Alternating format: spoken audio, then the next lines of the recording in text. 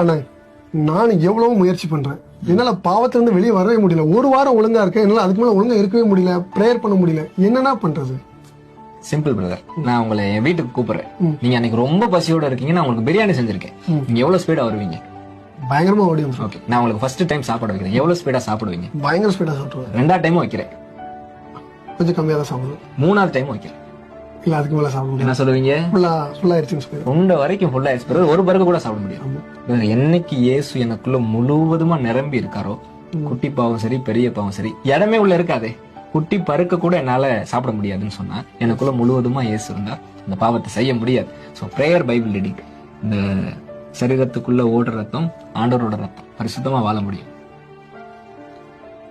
So brother சொன்ன மாதிரியே நம்மளோட லைஃப்ல daily Bible reading and prayer இருந்தது அப்படின்னா நிச்சயமா நம்மளால பாவத்தை ஓவர் கம் பண்ண முடியும். எந்த மனுஷன்ட்ட போய் நீங்க புலம்ப வேண்டாம், நேரா தேவனுடைய பாதப்படியில போய் மாத்திரம் புலம்புங்க. கர்த்தர் நிச்சயமா உங்களை விடுதலை ஆக்குவாரு. அப்படி தேவனுடைய பாதப்படிக்கு நம்ம டெய்லி போய் நம்ம டெய்லி பைபிள் ரீடிங் அண்ட் ப்ரேயரை மட்டும் விடாம தொடர்ந்து பண்ணோம் அப்படின்னா நம்மளாலையும் பரிசுத்தமா வாழ முடியும்.